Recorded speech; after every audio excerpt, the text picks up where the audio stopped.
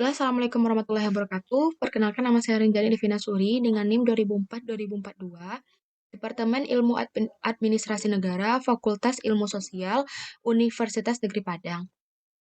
Pada kesempatan kali ini saya akan mempresentasikan tugas untuk memenuhi tugas pertemuan ke-11 mata kuliah Statistik Sosial dengan tema yaitu studi kasus analisis regresi menggunakan SPSS. Sebelum kita masuk ke dalam studi kasus menggunakan SPSS ini atau studi kasus analisis regresi menggunakan SPSS ini, terlebih dahulu saya akan menjelaskan atau mendefinisikan apa itu yang dimaksud dengan analisis regresi. Analisis regresi sendiri merupakan metode analisis cabang dari statistika, di mana dipakai untuk mengamati pengaruh antara dua variabel atau lebih, yang hubungan variabel ini diwujudkan dalam model matematis.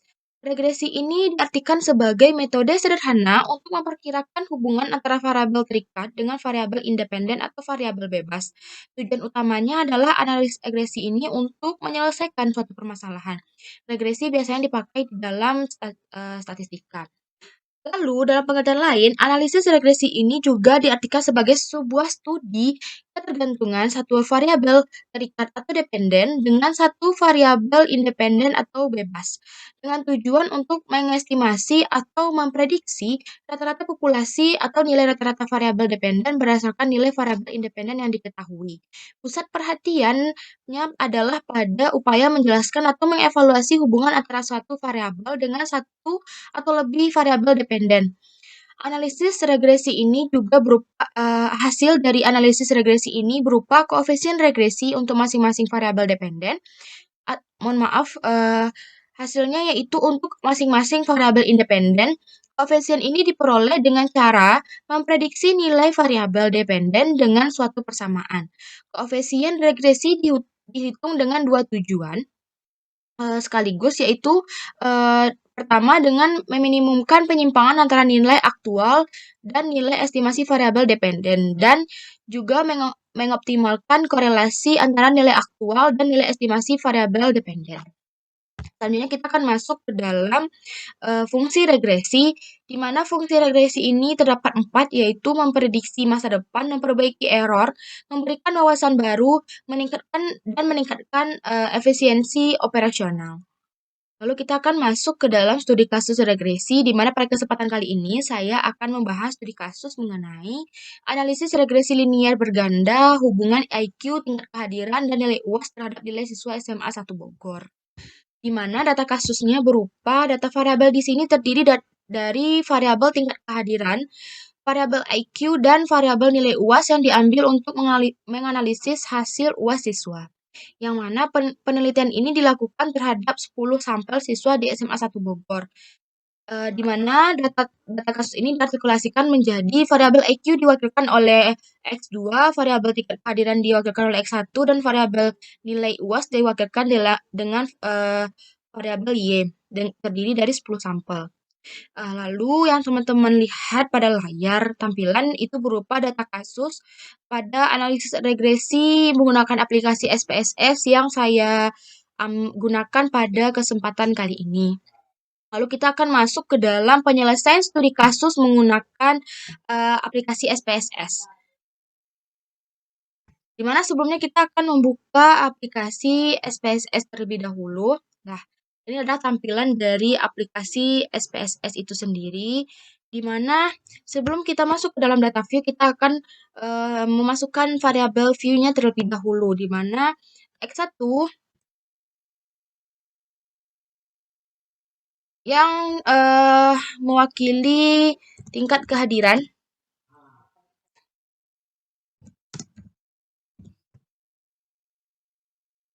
Lalu ada X2 yang merupakan variabel yang mewakili variabel IQ.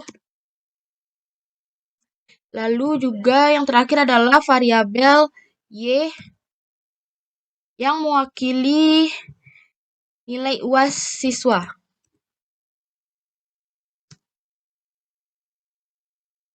Lalu selanjutnya adalah mengubah desimal ketiga variabel menjadi 0 agar nantinya memudahkan kita untuk memasukkan data view.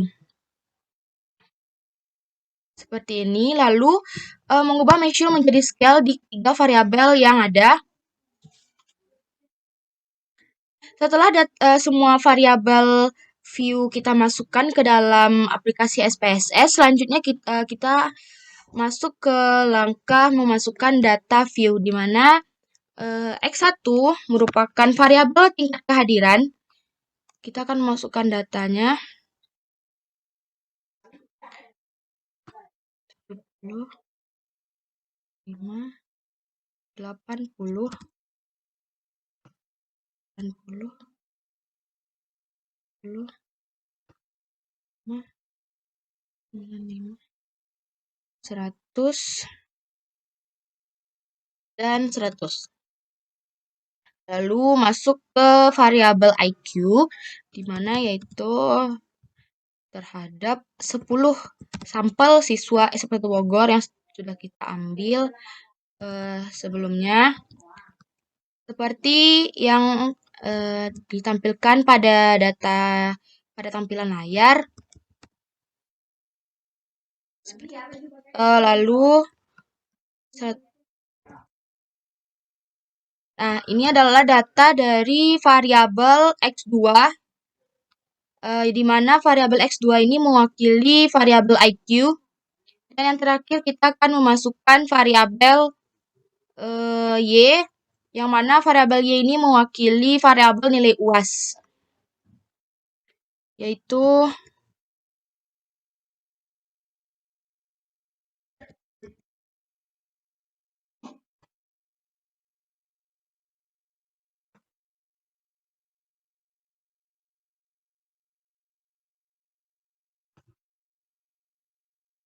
maaf sebelumnya.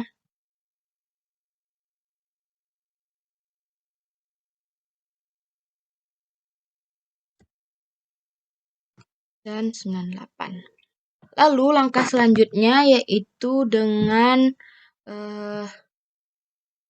mengklik analisis.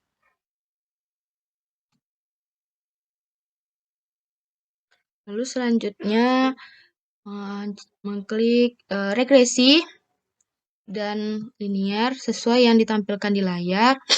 Nah, di sini terdapat 3 variabel atau regresi linear berganda, di mana X1 dan X2 ini merupakan variabel independen atau variabel bebas. Lalu kedua variabel ini kita akan masukkan ke dalam kolom variabel dependen, dan variabel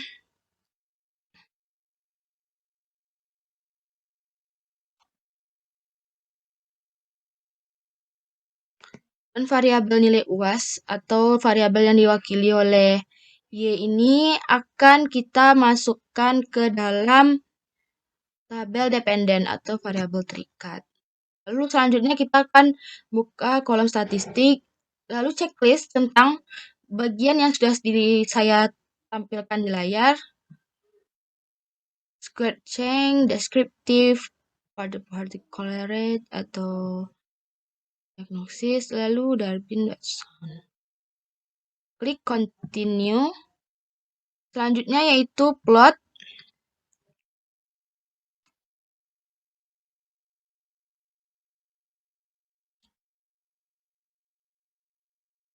Sesuai yang di layar. Kita ubah ke kolom variabel Y. Lalu ke variabel X. New. Lalu kita klik OK. Baiklah teman-teman, di sini kita bisa lihat bahwa ini merupakan hasil output dari analisis regresi menggunakan aplikasi SPSS untuk menganalisis keterkaitan variabel terikat dan variabel bebas berdasarkan studi kasus yang saya angkat pada kesempatan kali ini. Seperti yang tertera pada layar, ini merupakan output dari hasil analisis regresi pada studi kasus yang saya angkat pada kesempatan kali ini. Lalu ini juga terdapat scatter plot dari output regresi. Di sini dapat diketahui bahwasannya konstanta regresi pada output ini berjumlah 23.054. Lalu koefisien variabel tingkat kehadirannya sebesar 0,7737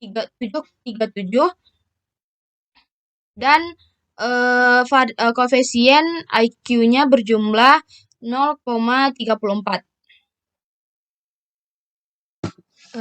Baiklah, di sini bisa kita lihat berdasarkan dari hasil output dapat diketahui bahwa nilai konstanta itu berjumlah atau sebesar 23.054 dan koefisien variabel tingkat kehadiran berjumlah 0,737 dengan koefisien variabel IQ sebesar 0,34.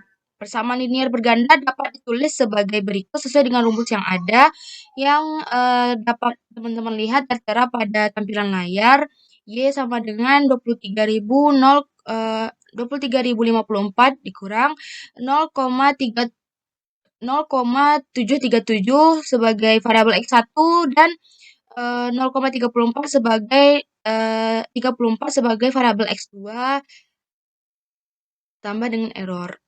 Selanjutnya, menurut pendapat saya dari hasil analisis studi kasus regresi menggunakan aplikasi SPSS terhadap studi kasus IQ, tingkat kehadiran, dan nilai UAS terhadap nilai siswa SMA 1 Bogor, di mana menurut pendapat saya dari hasil output yang ada dapat disimpulkan bahwasannya koefisien regresi untuk variabel tingkat IQ bernilai negatif, di mana berarti menurunnya IQ siswa juga akan mempengaruhi nilai UAS siswa, di mana nilai UAS siswa juga akan menurun dengan asumsi tingkat kehadirannya tetap.